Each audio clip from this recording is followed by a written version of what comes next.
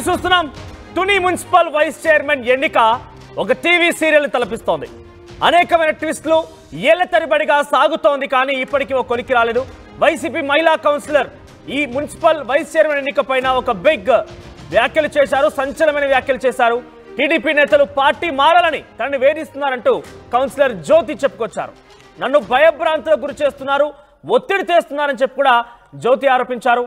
బ్రతికినంత కాలం వైసీపీలోనే ఉంటా, నన్ను వేధిస్తే ఆత్మహత్య చేసుకుంటా. వైస్ చైర్మన్ ఎన్నిక పైన ఇంకా అక్కడ ఉత్కంఠ కొనసాగుతోంది.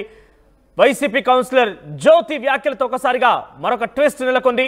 తనని వేధిస్తున్నారు, ఒత్తిడి గురి చేస్తున్నారు, బెదిరింపులకు పాల్పడుతున్నారు. ఎన్ని చేసినా నేను వైసీపీతోనే ఉంటా, నా ప్రాణం పోయినా కూడా వైసీపీలోనే ఉంటా అంటూ ఆయన చెప్పుకొచ్చారు. అవసరమైతే ఆత్మహత్య చేసుకుంటారని కూడా సంచలనమైనటువంటి వ్యాఖ్యలు చేశారు. అయితే కోరం లేక ఇప్పటికే 4 సార్లు వైస్ చైర్మన్ ఎన్నిక వాయిదా పడింది. చైర్మన్ పదవికి ఏలూరు సుధారాణి రాజీనామా కూడా చేశారు. వైసీపీ నుంచి టీడీపీలోకి చేరారు 5 కౌన్సిలర్లు. అయితే వైసీపీని వీడాలని చెప్పి కౌన్సిలర్లు చెప్పిన నేపథ్యంలో సుమారుగా 5 కౌన్సిలర్లు వీడిపోయారు. వైసీపీని వీడిపోయి టీడీపీలో చేరారు. వారి పేర్లు రూపాదేవి శ్రీను, ప్రభావతి, వెంకటరమణ, నాగలక్ష్మి, సుభద్రాదేవిగా తెలుస్తోంది. వైసీపీ నుంచి ఇప్పటికే 15కు టీడీపీ బలం చేరింది. సో అక్కడ ఉన్నటువంటి మున్సిపాలిటీలో కౌన్సిలర్ల సంఖ్య 30గా ఉంటే ఒకరు మరణించగా మరొకరు ఉద్యోగరీత్యా అక్కడ పదవి ఖాళీ అయింది. సో 28 ఉన్నాయి. 28లో కనీసం 15 స్థానాలు ఎవరికైతే బలం ఉంటుందో వారే వైస్ చైర్మన్ ఎన్నిక కాబోతోంది. ఈ నేపథ్యంలో టీడీపీ బలం 15కు చేరింది. ఇంకా 1 లేదా 2 కౌన్సిలర్ కనుక తమ వైపుగా తిప్పుకున్నట్టయితే పూర్తి స్థాయి మెజార్టీ అధిరోహించి ఆ మ్యాజిక్ ఫిగర్ని దాటేసిపోయి ఇప్పుడు వారు టీడీపీ అక్కడ చైర్మన్ని, వైస్ చైర్మన్ని ఎన్నుకునే అవకాశం ఉంది. తాజాగా చైర్మన్ సుధారాణి కూడా రాజీనామా చేసినట్టు తెలుస్తోంది. సో 5 చేరికతో 15 చేరిన టీడీపీ బలం. అయితే మరొక కౌన్సిలర్ జ్యోతి ఆరోపిస్తున్న ప్రకారంగా తనని వేధిస్తున్నారు, భయభ్రాంతులకు గురి చేస్తున్నారు, టార్చర్ చేస్తున్నారు. అవసరమైతే ఆత్మహత్య చేసుకుంటాను, కానీ టీడీపీలో మాత్రం చేరను అంటూ కరాఖండి చెప్తున్నారు ఆవిడ. ఒకసారి ఆవిడ మాటలు వినండి, ఏ రకంగా వేధిస్తున్నారు, తను ఎటువంటి ఆవేదన వ్యక్తం చేస్తున్నారు. నైట్ మా మేడం గారి ఇంటి దగ్గర మీటింగ్ జరిగిందని వచ్చామండి.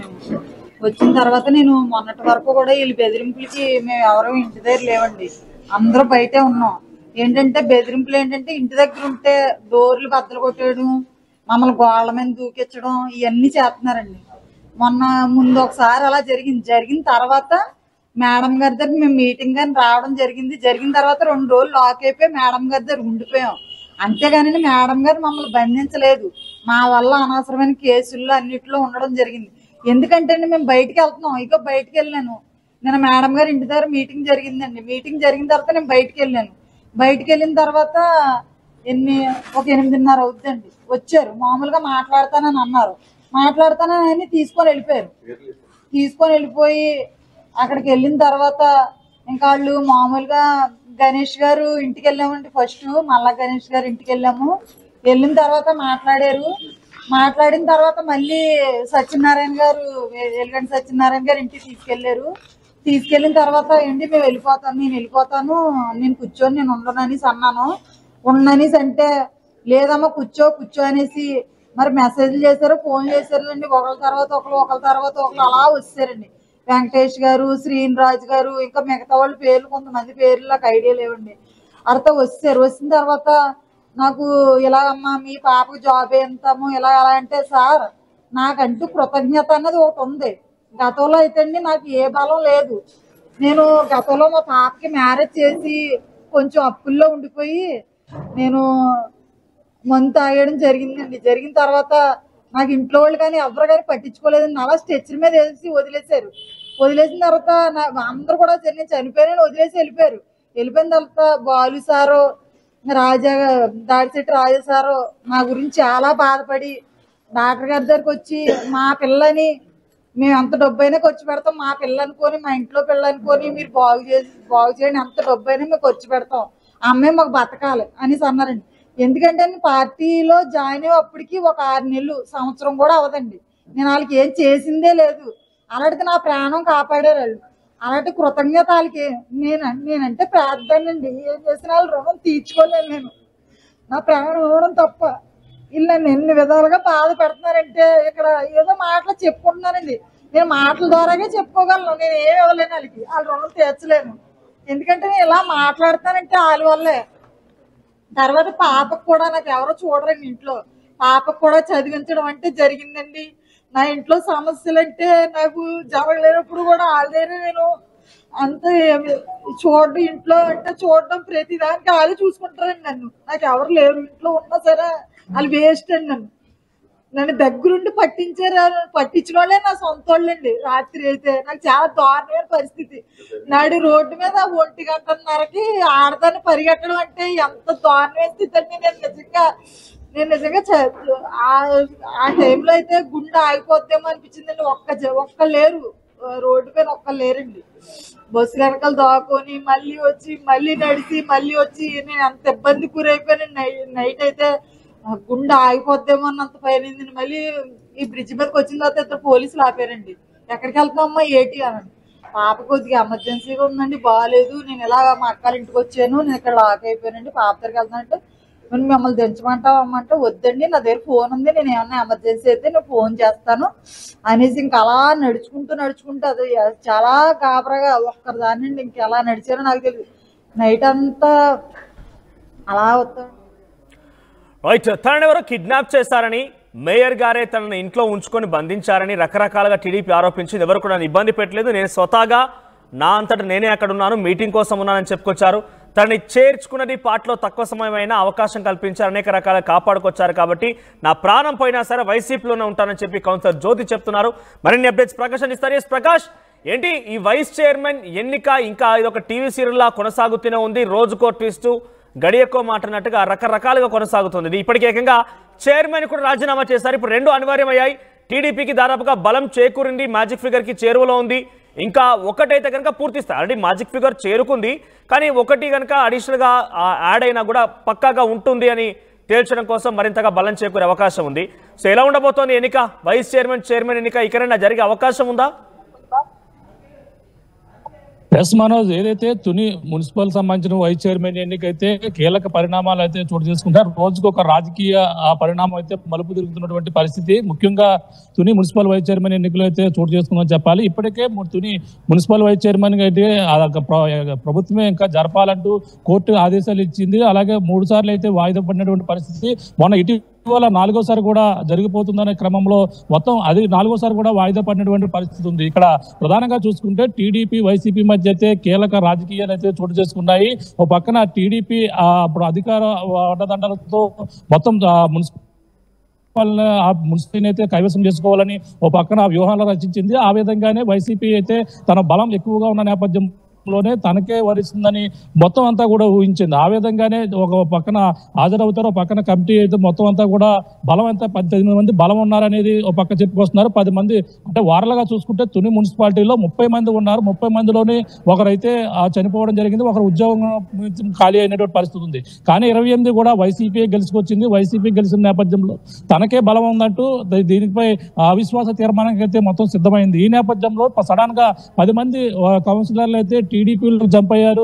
టీడీపీలో జంప్ అయిన నేపథ్యంలోనే వైసీపీకి అయితే 18 మంది మాత్రమే ఉన్నారు. 18 మందితో హాజరవుతే కోరం పూర్తవుతే మొత్తం వైసీపీ ఎన్నిక వైసీపీ కైవసం చేసుకున్నాను, వైస్ చైర్మన్ ఎన్నికైతే వైసీపీ పట్టుకుని. కానీ ఇక్కడ పరిణామాలు చూసుకుంటే టీడీపీ 10 మంది హాజరవుతున్నారు, కానీ వైసీపీ సభ్యులు ఎవరు కూడా హాజరు కావడంతో మొత్తం మొన్న 4వసారి కూడా చాలా ఉధృత వాతావరణం చోటు చేసుకుంది. మున్సిపల్ ఆఫీసు వద్దే భారీగా బందోబస్తు ఏర్పాటు చేయడం, పోలీసులు అలాగే లాఠీచార్జ్ కూడా జరిగిన పరిణామాలు జరిగింది. ఈ నేపథ్యంలో 4వసారి కూడా వాయిదా పడింది. ఇక్కడ ఉన్నటువంటి వైసీపీ కౌన్సిలర్లు ఒక్కొక్కరుగా జారుకుంటున్నారనే నేపథ్యంలోనే సడన్ గా వైసీపీ సంబంధించినటువంటి చైర్మన్ ఎవరైతున్నారో ఏలూరు సుధారాణి ఒక్కసారిగా రాజీనామా చేసింది. తన రాజీనామా చేసి కౌన్సిలర్ గా కొనసాగుతాను, చాలా ఇబ్బందులు పెడుతున్నారనేది ఆమె చెప్తున్నటువంటి వాదన. అంతేకాకుండా తనతో ఉన్నటువంటి 18 మంది కౌన్సిలర్లలోని బలవంతంగా వాళ్ళందరినీ కూడా భయపెడుతున్నారు, మా టీడీపీలో జాయిన్ అవ్వాలంటే ఆఫర్లు చేస్తున్నారని వాళ్ళు చెప్తున్నటువంటి వాదన. అందులో మనం చూసాం 1వ నెంబర్ వార్డుకి సంబంధించినటువంటి కౌన్సిలర్ ఎవరైతే ఉన్నారో ఆమె వైసీపీ కౌన్సిలర్ అయితే తనతోనే ప్రెస్ మీట్ మీడియా సమావేశంలో ఆవేదన వ్యక్తం చేశారు. నన్ను చాలా బలవంతం పెట్టారు, ఇబ్బందులు పెట్టారు, కానీ దాడిశెట్టి రాజాని వైసీపీ పార్టీని కూడా విడిచి వెళ్ళాలని కరాఖండిగా చెప్పాను, కానీ సరే చాలా ఇబ్బందులు పెట్టారంటూ ఆమె కూడా ఆవేదన వ్యక్తం చేశారు. కానీ కొంతమంది ఇక్కడ ఇప్పుడు ఉన్నటువంటి కౌన్సిలర్లు అయితే తాజాగా చూసుకుంటే మరొక రాత్రి కీలక పరిణామం చూసుకుంది. ఇప్పటికే ముందు నుంచి 10 మంది టీడీపీ కౌన్సిలర్లు అయితే టీడీపీకి 10 మంది బలం ఉంది, దాని దానితో పాటు 5 వస్తే సరిపోద్ది అనుకున్నారు. కానీ ఇప్పుడైతే తాజాగా 6 అయితే టీడీపీలో జాయిన్ అయిన పరిస్థితి ఉంది. వైసీపీ నుంచి జాయిన్ అవ్వడంతో టీడీపీ బలం 16 చేరుకుంది. దానితో పాటు ఎమ్మెల్యే ఓటు ఉంది 17 చేరుకున్న నేపథ్యంలోనే అనూహ్యంగా TDP municipality chairman vice chairman కూడా టీడీపీ కైవసం చేసుకోబోతుందని క్లియర్ కట్ గా తమ ఆధిపత్యం చూస్తే తెలిసిపోతుంది. ఈ పరిణామం అయితే చోటు చేసుకుందని చెప్పాలి. ఒక్కసారిగా టీడీపీ ఏదైతే ఊహించిందో ఆ ఊహించిన పరిణామానికి ప్రకాష్ అంటే టీడీపీకి బలం చేకూరింది. ఎక్స్ అఫిషియో కూడా కలిపితే కొంత మరింతగా బలం చేకూరే అవకాశం ఉంది. సో ప్రెసెంట్ ఎవరి పేరు తెర మీదకి వస్తున్నా టీడీపీ నుంచి చైర్మన్ వైస్ చైర్మన్ కోసం వారు పోటీ పడుతున్నారు. అంటే ఇప్పుడు ప్రధానంగా చూసుకుంటే చైర్మన్ రేస్ లో ఇప్పుడు అంటే వైసీపీలో ఉన్నటువంటి వైస్ చైర్మన్ అంటే గతంలో చైర్మన్ తో పాటు వైస్ చైర్మన్ 2 ప్రతి మున్సిపాలిటీలో కూడా వైసీపీ ప్రభుత్వంలోనే అప్పుడు కేటాయించినటువంటి పరిస్థితి ఉంది. అందులో వైసీపీ ఇప్పుడు వైస్ చైర్మన్ ఇంకో వైస్ చైర్మన్ ఉన్నటువంటి పరిస్థితి ఉంది. అందులో మనకి చైర్మన్ రేస్ లో చూసుకుంటే ఇప్పుడు కుచ్చర్లపాటి రూపాదేవి అంటే ఇప్పుడు ప్రస్తుతం వైస్ చైర్మన్ కొనసాగుతున్నారు. ఆమె చైర్మన్ రేస్ లో ఉన్నట్టుగా మనకు వచ్చినటువంటి సమాచారం. అలాగే ప్రస్తుతం అయితే ఆమె వైస్ చైర్మన్ పదవిలో ఉండడంతో పాటు ఆమెకి బాధ్యతలు అప్పగిస్తారనేది ఇప్పుడు వచ్చినటువంటి సమాచారంగా చెప్పొచ్చు. దానితో పాటు ఇప్పుడు ప్రస్తుతం ఆమె కూడా రాత్రి టీడీపీలో జాయిన్ అయ్యారు. టీడీపీలో జాయిన్ అవుతూనే ఆమె ఎవరైతే ఎమ్మెల్యే దివ్య ఉన్నారో యనమల దివ్యను కూడా కలిసి ఆమె బొకే ఇచ్చి చెప్పినటువంటి పరిస్థితి కూడా ఉంది. ఈ నేపథ్యంలో టీడీపీ అనూహ్యం 16 మంది బలం చేకూరడంతోనే ఇప్పుడు రూపాదేవి ఎవరైతే ఉన్నారో కుచ్చర్లపాటి రూపాదేవి చైర్మన్ ఆమెనే చేస్తారనేది కూడా ప్రచారం జరుగుతున్నటువంటి పరిస్థితి ఉంది. ఏది ఏమైనా టీడీపీ అనుకున్న విధంగానే మొత్తం 16 మంది బలంతో ఇప్పుడు రాత్రి వైసీపీకి సంబంధించిన కౌన్సిలర్లు అందరూ కూడా టీడీపీలో జాయిన్ అయిన పరిస్థితి ఉంది. ఈ నేపథ్యంలో అంతా కూడా పార్టీ అభివృద్ధి కోసం ఏదైతే పార్టీ భావాలు నచ్చి అలాగే వార్డు అభివృద్ధి కోసం ప్రజల కోసం మేమంతా కూడా వెళ్తున్నామనేది మేమంతా బలవంతంగా ఎవరు కూడా తీసుకురాలేదు, మాకు ఇష్టపూర్వకంగానే వెళ్తున్నామని వైసీపీ నుంచి టీడీపీలో వచ్చినటువంటి కౌన్సిలర్లు అందరూ కూడా మాట్లాడిన పరిస్థితి ఉంది. ఈ నేపథ్యంలో తునికి సంబంధించినటువంటి ఎట్టకేలకు ఉద్రిక్త పరిస్థితులన్నీ ఇప్పుడు ఎట్టకేలకైతే ఒక కొలిక్కి వచ్చాయని మనం ప్రధానంగా చెప్పొచ్చు. మనోజ్ రైట్ ప్రకాష్. సో మొత్తం మీద Tuni municipal chairman vice chairman ఎన్నికకు సంబంధించి ఒక అంశం కొలిక్కి వచ్చిందని చెప్పొచ్చు. టీడీపీ తన బలాన్ని పెంచుకుంది. వైసీపీ నుంచి చాలా మంది కౌన్సిల్ టీడీపీలో చేరిపోయారు. సో ప్రజెంట్ అయితే 17 వరకు బలంగా ఉన్నట్టు తెలుస్తోంది. మరింత ఎక్స్ అఫిషియో కలుపుకొని పూర్తి స్థాయిలో చైర్మన్ వైస్ చైర్మన్ ఎన్నిక జరిగే అవకాశం ఉంది. మరి చూద్దాం ఇప్పటికైతే ఒక టీవీ సీరియల్ తరహాలో రోజుకో ట్విస్ట్తో కొనసాగుతోంది. మరి ఈ పరిణామాల్లో టీడీపీకి బలం పెరిగింది కాబట్టి ఇకైనా ఈ అంశం కొలిక్కి వస్తుందా లేదని చూడాలి. ఒకసారి ఈ అంశం పైన టీడీపీ కౌన్సిలర్లు మాట్లాడారు. మరి ఏం మాట్లాడారో చూద్దాం. తుని మున్సిపాలిటీకి సంబంధించి 16 మంది కౌన్సిలర్లని గౌరవనీయులు పెద్దలు పూజ్యులు యనమల రామకృష్ణ గారి ఆధ్వర్యంలో మేము టీడీపీ పార్టీకి తీర్థం పుచ్చుకోవడం జరిగింది. దీనికి ముఖ్య కారణం పార్టీ యొక్క ఆలోచన విధానాలు మాకు నచ్చి తుని పట్టణ అభివృద్ధికి వారు సహకరిస్తామన్న మాట మాకు ఇవ్వడం వలన మేము పట్టణ పురోభివృద్ధికి మా వంతు కృషి కూడా మేము చేయాలి. కాబట్టి మా 16 మంది కౌన్సిలర్లు తుని పట్టణానికి తుని నియోజకవర్గం అభివృద్ధికి అలాగే పార్టీ యొక్క అభివృద్ధికి కూడా మేము అందరూ కష్టపడి పనిచేస్తామని తెలియజేసుకుంటూ సెలవు. నమస్కారం అండి. తుని నియోజకవర్గం నుంచి ఒకటి అడుగేసుకుంటూ ఈ రోజుకి 16 మంది కౌన్సిలర్లు అందరూ కూడా తెలుగుదేశం పార్టీలో స్వచ్ఛందంగా జాయిన్ అవడం జరిగిందండి. దీనికి మేము ఎంతగానో ఆనందిస్తున్నాము. అయితే పార్టీ ఏదన్నది కాదు, ఈ పార్టీ సిద్ధాంతాలు నచ్చి ఈ పార్టీ తరఫు నుండి మేము ప్రజలకి సేవ చేయాలని తునిని అభివృద్ధి పరచాలని మేము అందరం కూడా ఈ సభాముఖంగా ఈ కౌన్సిలర్లు అందరి తరఫున నేను మాటిస్తున్నాను. ఇందులోకి మనం ఏ ప్రలోభాలకు కానీ లేకపోతే ఏదైనా ఆశించి లేకపోతే భయపడి ఇందులోకి రాలేదండి. అందరం కూడా ఇష్టంతోనే ఇష్టపూర్వకంగానే ఇందులో జాయిన్ అవడం జరిగింది. అయితే దీని మీద ఎన్నో రకాలుగా ఎంతో మంది మాట్లాడుతున్నారు. దేనికైనా సరే నెగిటివ్స్ ఉంటాయి, పాజిటివ్స్ ఉంటాయి, ఇవన్నీ కామన్ అండి. కాకపోతే ప్రజలు అన్ని గమనిస్తూనే ఉంటారు. ఎవరేంటన్నది వాళ్ళకి తెలుస్తుంది, మనం ఏం చెప్పక్కర్లేదు. అయితే అందరి తరఫునే నేను యనమల రామకృష్ణ గారికి నా హృదయపూర్వక ధన్యవాదాలు చెల్లిస్తున్నానండి. ఈ రోజు నుంచి మేము ఈ పార్టీ తరఫున స్వచ్ఛందంగా సేవ చేస్తామని ప్రజల్లో మేము మంచి పేరు తెచ్చుకుంటామని సభాముఖంగా మాటిస్తున్నానండి. Thank you. ఆర్టీవీ యాప్ వార్తల్ని క్షణాల్లో చదివే అవకాశం ఉంటుంది. ఒక న్యూస్ పేపర్, ఒక టెలివిజన్ ఛానల్ మీ చేతుల్లో ఎప్పుడూ ఉంటాయి.